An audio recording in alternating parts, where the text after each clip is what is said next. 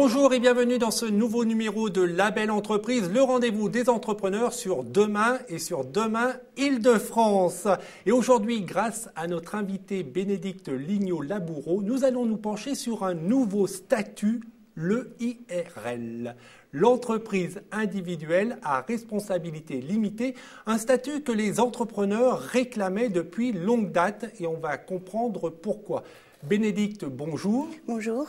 Alors avant de se pencher sur ce nouveau statut, EIRL, je le répète parce qu'il faut que ça rentre dans les mœurs et dans les comportements des entrepreneurs, entreprise individuelle à responsabilité limitée, à ne pas confondre avec l'EURL, l'entreprise unipersonnelle à responsabilité limitée. Mais on vous expliquera tout au long de l'émission les petites nuances. Donc je disais, avant de se pencher sur le statut, revenons-en à votre activité. Quelle est donc votre activité, Bénédicte? Alors je suis conseiller en investissement financier, c'est-à-dire que tout ce qui est placement pour les particuliers, donc quand ils ont besoin de conseils sur l'assurance vie, sur les divers placements, sur l'immobilier, sur tout ce qui peut préparer à la retraite et tout en défiscalisant, enfin optimiser l'impôt.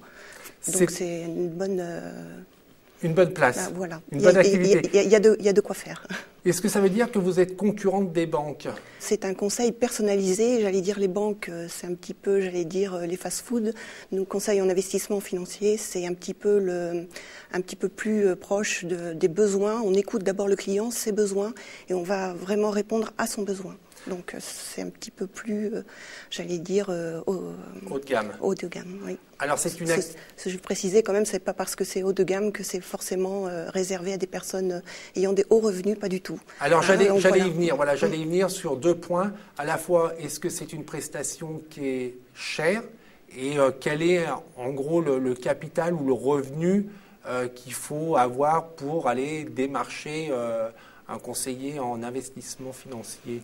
J'allais dire que toute personne qui commence à avoir un petit peu d'épargne au-delà après au livret A se pose la question de j'ai besoin peut-être de quelque chose de plus. Je pense qu'il n'y a pas de... Il n'y a pas de plancher, il n'y a pas de seuil. Après, il faut avoir une volonté d'épargne, une volonté de mettre de côté, une volonté de faire quelque chose. Je ne vais pas imposer d'épargner à quelqu'un qui ne le souhaite pas. Par contre, il y a des solutions qui permettent, à travers les solutions proposées, à la fois d'optimiser l'épargne, l'impôt, en utilisant l'emprunt et les autres solutions. Je pense qu'il y a beaucoup de possibilités et ça serait dommage de se priver, en fait. Les gens ne connaissent pas. Est-ce que c'est un service qui est cher? Comment est rémunéré un agent en investissement? C'est un pourcentage de ce qu'il fait gagner à son client? On est complètement indépendant, donc le produit qui est adapté au client. Et ensuite, j'allais dire que c'est la compagnie que l'on a choisie qui ensuite verse une commission sur les frais d'entrée. Donc c'est transparent. On peut ensuite proposer des conseils, faire de l'assistance, j'allais dire peut-être fiscale ou chose dans le temps, voir éventuellement l'évolution dans la répartition des actifs, des allocations d'actifs, etc. Mais j'allais dire qu'il n'y a pas c'est pas plus cher que les banques. D'accord. Alors, donc vous avez créé votre entreprise. Oui. Avant, vous étiez salarié. Oui. Qu'est-ce qui vous a motivé à créer votre activité? J'allais dire peut-être un incident de parcours. J'ai été licenciée, donc tout simplement. Ceci dit, ça a été aussi une opportunité pour me dire aussi c'est peut-être l'occasion de faire ce que j'ai envie.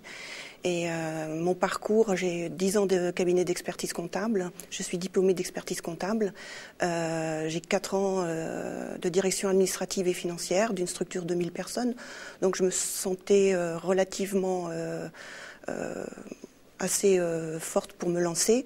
Je me suis appuyée d'abord dans un premier temps sur un réseau donc de conseils en investissement pendant 2 ans. Donc j'ai appris le métier et là je me lance vraiment en indépendant pour pouvoir choisir pour les clients en totale liberté sur tous les réseaux possibles. Voilà. Parce que c'est vrai que sur votre parcours de création d'activité, ce qu'il faut préciser, c'est que contrairement au conseil que nous on donne régulièrement à l'antenne de se faire accompagner par des structures, oui. vous n'êtes pas fait accompagner, mais parce que vous vous appuyez à la fois sur une expérience importante, oui. sur des compétences et que vous avez vraiment décidé, c'est un conseil aussi qu'on donne régulièrement à nos téléspectateurs, de créer l'activité dans son domaine de compétences. Oui, sur lequel on sent qu'on a envie de faire. Surtout, c'est l'envie.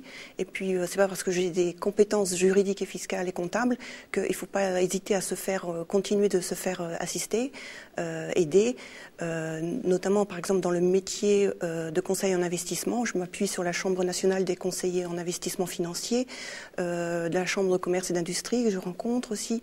On n'arrête pas d'apprendre, hein. Il faut toujours être en question. Donc le conseil que je peux donner, c'est de continuer de se renseigner, de se faire aider, de se faire assister. On a des compétences, mais il faut toujours mettre à jour et voilà. Ne pas rester isolé, rencontrer les gens, les structures, et puis qui sait, derrière une structure, derrière ces gens qui vous apportent des conseils, des fois il y a le client. Il faut être toujours... il faut être attentif. Alors revenons-en au cœur de notre sujet de cette émission, donc l'EIRL, qui est un tout nouveau statut, qui est l'entreprise individuelle à responsabilité limitée. Et nous avons sur le plateau la première EIRL, c'est pas facile à le dire, et en plus je n'arrête pas de le dire, de Paris. Oui. Vous l'avez créée, c'était le 7 janvier de cette année. Donc je me suis présentée au greffe du tribunal Quai de Corse, et en fait... il y a une personne en fait du service juridique qui est descendue et qui ils n'étaient pas tout à fait prêts encore au niveau des papiers. Mais il y avait le champagne. Non, mais c'était très sympathique. C'est justement de rencontrer les personnes, c'est le plus. Hein. Voilà. Et alors pourquoi vous avez choisi ce statut d'entreprise individuelle à responsabilité limitée ? Dans un premier temps, j'avais choisi d'être en entreprise individuelle. Le fait que ça soit responsabilité limitée, c'était qu'un plus. Hein. Je m'étais déjà renseignée sur les actes d'insaisissabilité qui sont proposés par les notaires. Le notaire m'avait répondu que c'était sur la résidence principale. En fait, c'est sur tous les biens immobiliers. Par contre, tous les biens mobiliers n'étaient pas concernés. Or, je souhaitais vraiment protéger ma famille et donc de bien séparer le patrimoine personnel et le patrimoine professionnel. Alors, on va faire un peu de décryptage juridique. Le principe d'insaisissabilité, c'était que sur les biens immobiliers, mais pas sur les biens mobiliers. Ça veut dire qu'un entrepreneur qui coulait sa boîte, on pouvait venir lui réclamer tous ses biens mobiliers, à savoir son épargne. Son épargne, sa voiture.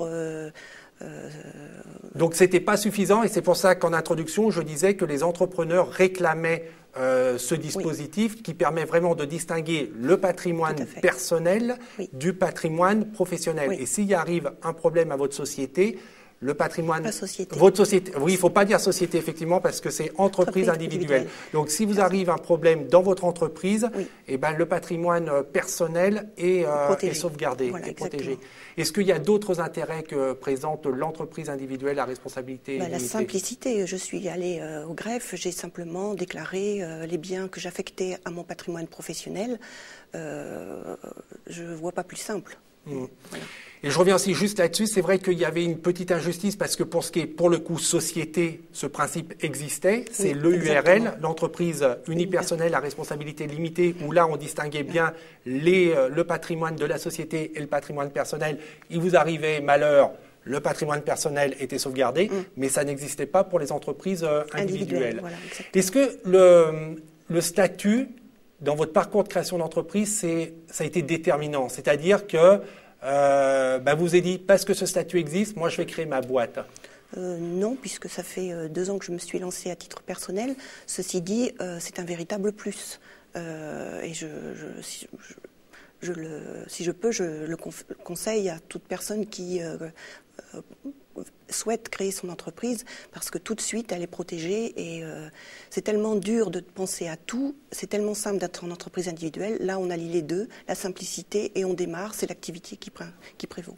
Et quand vous dites que c'est simplifié, quand on va au greffe du tribunal, comment ça se passe? C'est un formulaire qu'on remplit en 1 heure ou on peut le faire aussi à la chambre de commerce et d'industrie. Tout simplement, oui, même pas, une demi-heure.